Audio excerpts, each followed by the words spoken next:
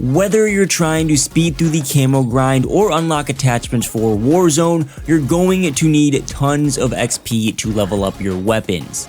I'll be sharing 3 of the best methods to rake in XP, with the best method saved for last. They happen to be 3 different gameplay experiences too, so if you ever get bored of grinding one mode, you can switch it up for another. So that we're all on the same page, how I went about testing this is I would take a weapon at level 1, go into a mode, get 1 kill, and then take note of the XP I got. I then timed a 30-minute play session to see how many levels I could get using unleveled weapons that I could perform similarly with. And that's 30 minutes of game time from when a game starts to when a game finishes, not time spent in lobbies. We're going to dive right into things. Just don't forget, if you find this video helpful, please tap that like button and consider subscribing to the channel. I've got tons of great MW3 content on the way. So if you want to play multiplayer, but you want to play more casually and not get super try-hard sweaty, the best mode or modes for you to play is either War or Invasion. War is great for the traditional multiplayer experience, and the strategy is simple. You just have to get as many kills as possible. The XP per kill isn't anything crazy, but you gotta keep in mind, weapon leveling isn't just about getting kills. You need to consider the speed of the game and how frequently you can get kills and other sources of XP like objectives. What's great about War is the gameplay is super fast paced. There's barely a respawn delay, and it will always spawn you right into the fight. The momentum of these games is pretty similar to Shipment. It's also easy to get passive objective XP by escorting the tank and building cover around the map, which will also contribute to your weapon levels. I averaged about 8 levels in 30 minutes playing War, and is clearly better than most of the standard modes that multiplayer has to offer. I threw Invasion as an equivalent to War because it requires you to use the tactical insertion field upgrade and play a particular way to be effective in it. What you'll need to do in Invasion is kill as many enemies as you can while having as little downtime as possible. You want to prioritize killing operators over bots because operators grant roughly 30% more weapon XP per kill, which is the opposite of the Invasion strat in Modern Warfare 2. In Modern Warfare 2, bots gave way more XP, so you'd want to camp bot spawns. In Modern Warfare 3, you still want to hover around where bots will spawn, but you want to be hunting for operators, and then when there aren't any operators in the area, that's when you switch to killing bots to keep your XP gains up. You absolutely need to use the tac insert to make Invasion viable, though. I can't stress that enough. Invasion is essentially ground war team deathmatch with AI sprinkled in, and the spawns are anchored. In Modern Warfare 3, the spawns don't adjust with your team's map control as much as they did in Modern Warfare 2. So if you die in Invasion, there's a high chance you'll spawn in your initial spawn, and that forces you to run all the way across the map to get back into the action. If you have the tac insert, Invasion is one of the best methods to get weapon XP in, but if you don't have one, it ends up being one of the worst. Speaking of which, before we move on to method number 2, I want to point out 2 modes you should avoid if you're trying to farm weapon XP. This video is about the best methods, but you should be aware that Ground War and the new Cutthroat mode are terrible.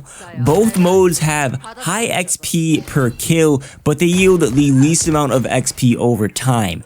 Ground War has the same exact pacing problems as Invasion does and doesn't have any of the bots to kill to fill in the downtime. Cutthroat is this new 3v3 first to 3 wins no respawn mode, and just simply doesn't have many kills to go around. I'll average anywhere between like 3 to 10 kills a game, and there's a lot of downtime between rounds and between kill cams. And even though this doesn't apply to how I'm comparing modes, Cutthroat games go by really fast. They're like 5 minutes or less. So if you were to try to grind this mode out in the long run, you're going to waste even more time in the matchmaking lobby. It's just not good. So if you're ever trying to switch it up from the best modes that you can play in Modern Warfare 3, just remember, avoid Ground War and Cutthroat.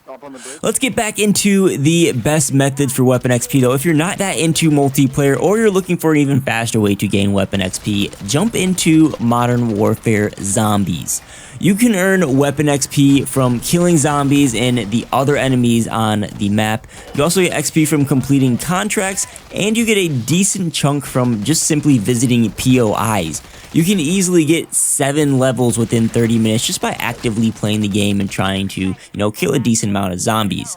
We can take zombies up another notch though. What you want to do is equip the energy mine field upgrade and then head to an exfil location on the map. Ideally in a tier 1 zone, because those zombies will be a lot easier to kill than zombies in the tier 2 and 3 zones.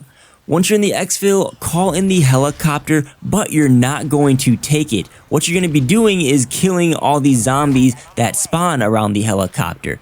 Then, when they're all gone, signal the exfil and do it again. You can repeat this as many times as you want, and more zombies will spawn every time you call in the exfil chopper, to the point that it can get really hectic, and there will be what looks like hundreds of zombies chasing you down, which is why I recommend to use the energy mine. It can clear out zombies quick, and it recharges quickly.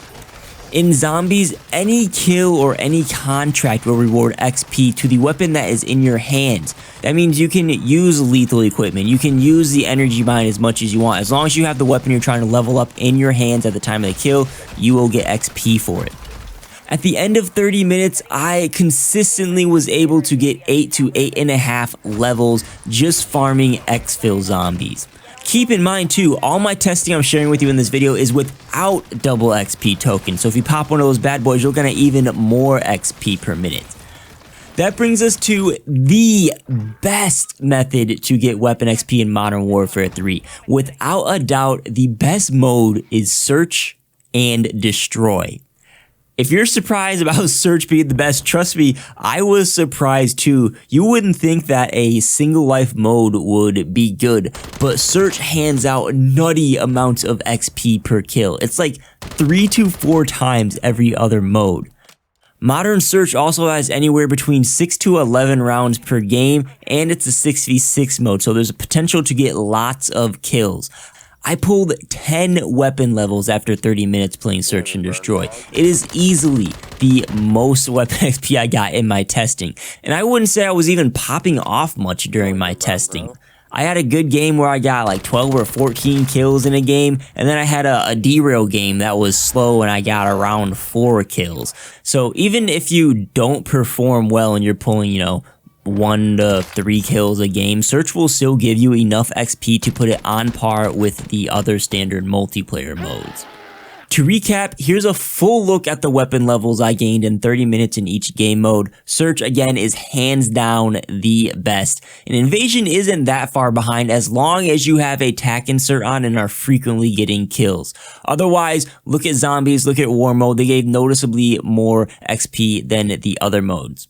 Any game mode that I didn't spend time and name drop in this video is ultimately okay to grind weapon XP in. Those modes aren't going to be as great as the ones I featured in this video, but they're also not going to be a huge waste of time like Cutthroat is, for example, or Ground War, or Invasion if you don't have a tac insert on. Check out this video on screen if you're interested in more tips for Modern Warfare 3. Please don't forget to tap that like button if you found this video useful. Consider subscribing to the channel, and thanks for watching. I'll catch you on the next video.